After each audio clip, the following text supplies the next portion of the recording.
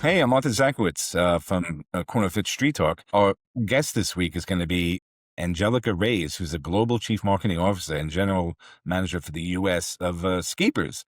And we'll be talking about what Skeepers does. We're going to talk about the engagement challenges and then the growth of user-generated content and how it's really transforming how and why and where people shop. So join us. Hi, I'm Arthur Zaczkiewicz, and welcome to Corner Fifth Street Talk. This is where we share insights about fashion apparel, retail, beauty, technology, retail real estate, and more, while also answering this key question: what does fashion and retail mean to you? Today, we welcome Angelica Reyes, who's the Global Chief Marketing Officer and U.S. General Manager at Skeepers. Welcome. Thanks for taking time out today. Hey, Arthur. Thank you so much for having me here. I think let's start by telling us a little bit about Skeepers and what you guys do. Yeah, totally. Maybe before I talk about Skeepers, I'm just gonna frame a little bit the kind of the market that we're part of. So just think about it: how you discover as a consumer, how do you discover and interact with brands today? Chances are you'll discover a product through social posts. You'll probably next thing you'll do is check out reviews. So all that is UGC.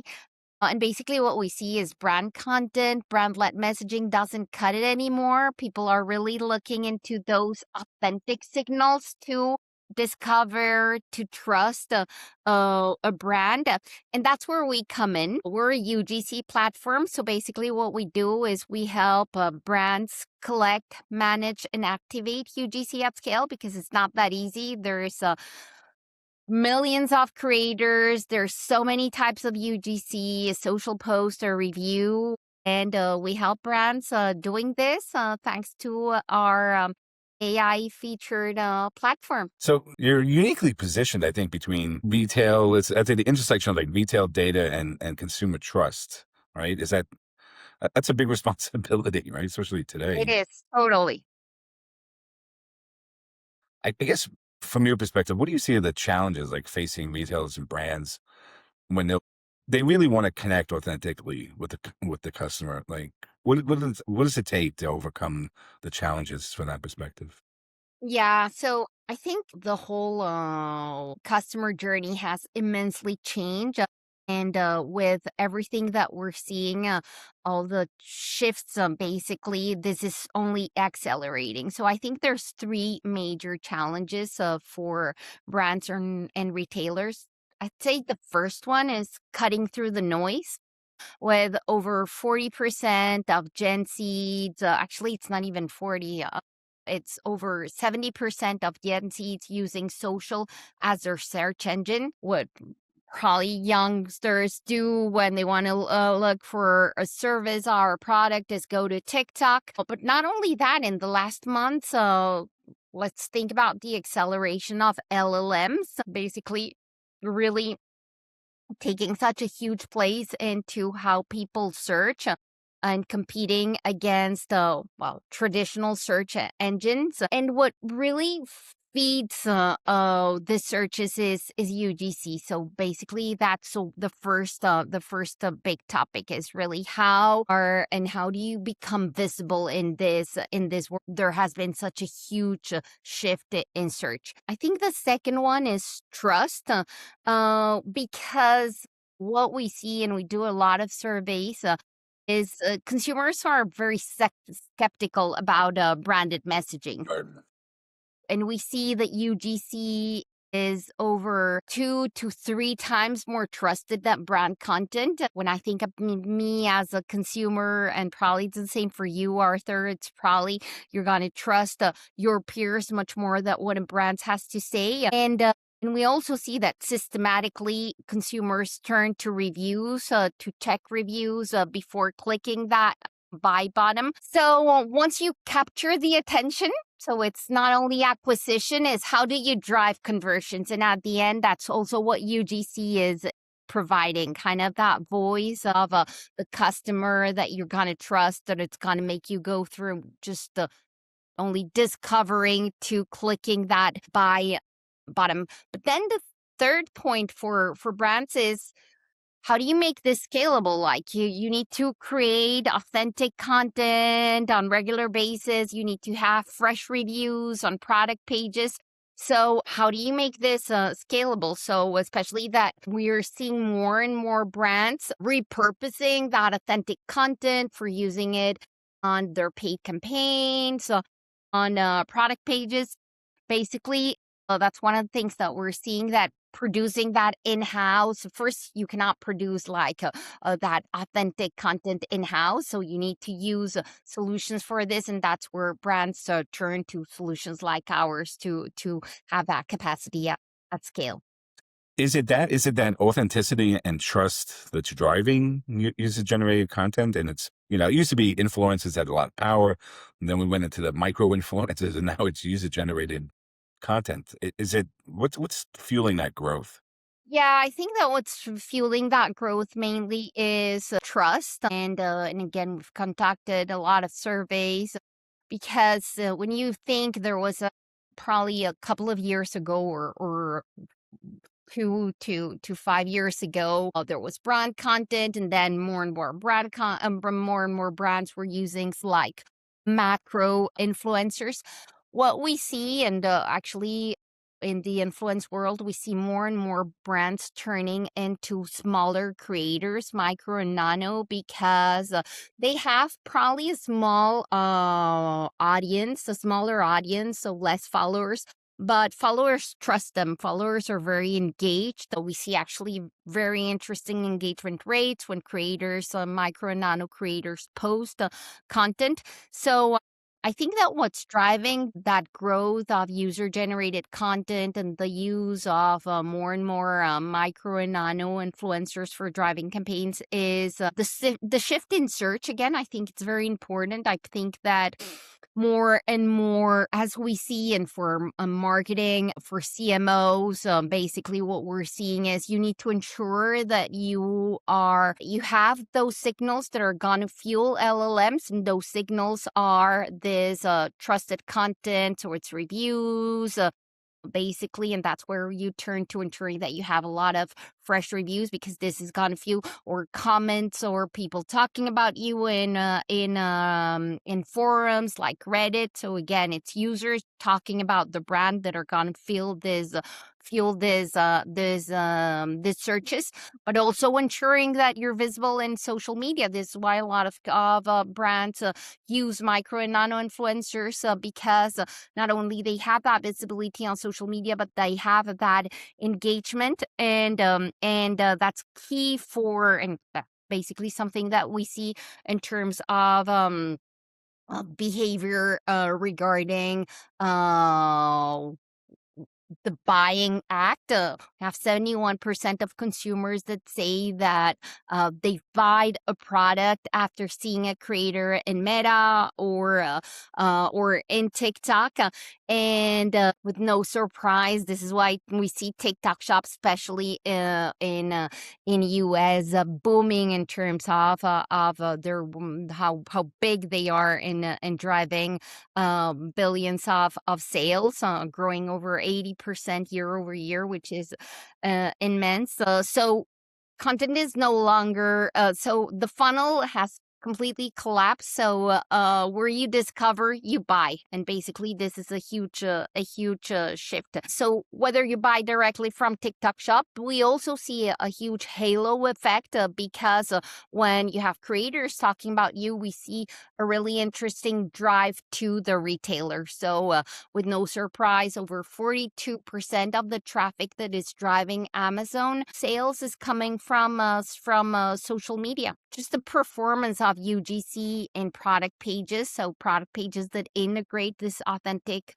content, simply convert. We see much higher conversion rates in product pages that display this type of content than those that don't. So Right.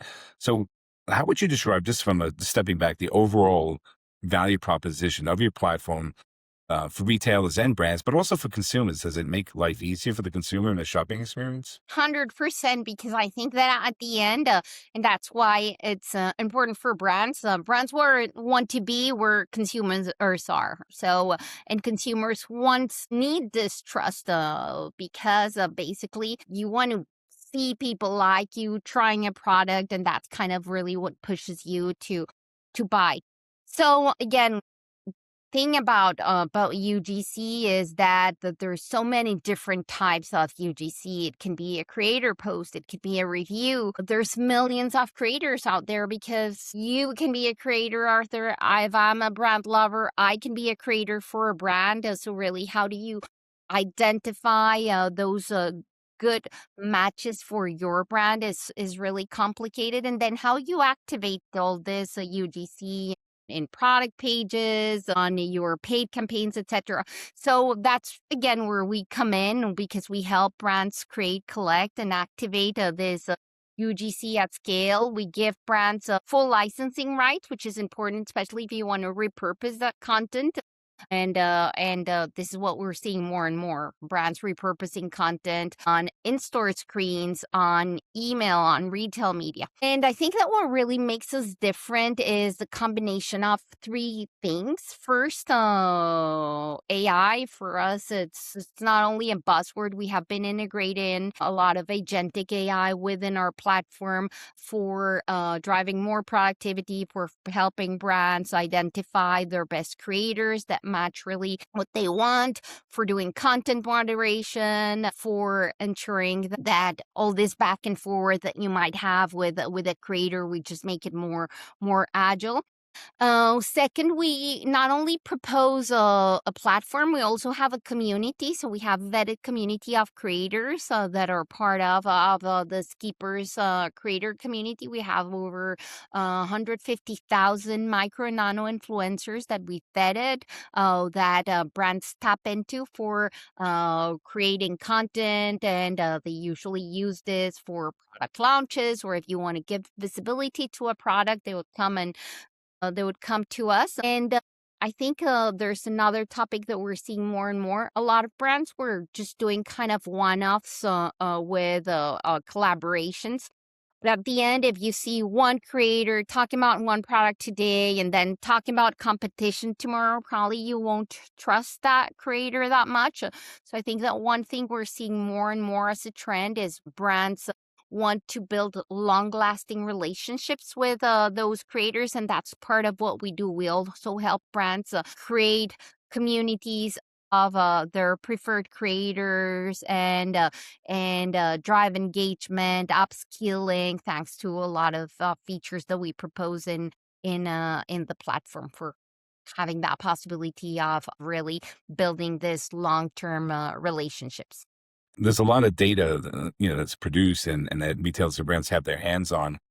But are they using it the right way? Is there a disconnect between the mountain of data they have and its potential to engage customers? Yeah, regarding I think that there is a lot of misused data because we see that organizations are still very siloed.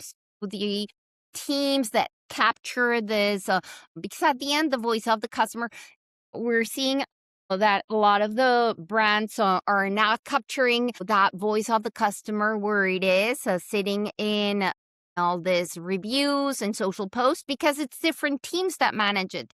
So the teams that could use this for driving product innovation, service innovation, are not necessarily connected to the social teams or the e-commerce teams that would have this data. So yeah, there's a ton of unused and untapped knowledge that fortunately we're seeing more and more brands being conscious about this and working towards using this data to feed more of the product innovation and driving new services. There's a lot of opportunity there. You said something at the very beginning that because the shopping journey has changed. What's different now than before? Like, where does the shopping journey begin? Can it begin anywhere? can begin anywhere. Actually, we say content is kind of the funnel today because the shopping journey, again, the funnel as we knew it doesn't longer exist. Today, the shopping journey is you're just scrolling through your Insta or you're scrolling through TikTok. You spot a creator you like, captures your attention, and you can automatically buy. So that's the whole beauty and the opportunity for a brand today. Amazing. All right, last question. Tell us what fashion apparel, retail, even technology, retail technology means to you, both professionally and just personally. Fashion apparel technology, Yeah. it can mean a lot of things. To be honest, I think that there's a lot of things happening with AI where you can picture kind of without going in store and trying something. You can already see on AI how it would look on you, or this. I don't know, this shade would look on me, and there's more and more brands using this. L'Oreal has been using a lot of this really, and AI innovation, and I think it's great because it creates a much stronger link between the brand and the consumer, and especially I think that what is like the magic of it is the the personalized experience that you can provide to your customers with this. So yeah, definitely a great way for driving even more sales. All right. Thank you so much, and I really appreciate you having you on today. And we'll see you next time. Thank you so much, Arthur. Well, that's a wrap on this episode of Street Talk. If today's conversation was useful, the best thing you could do is share it with a colleague. It generally helps us grow. And if you haven't already, subscribe on Apple Podcasts or Spotify and leave us a review. It takes 30 seconds and makes a real difference. For the full episode write-up, show notes, and our weekly newsletter, visit streettalk.studio. We're also on LinkedIn and Instagram at Street Talk Studio. We'll be back next week, and thanks for listening.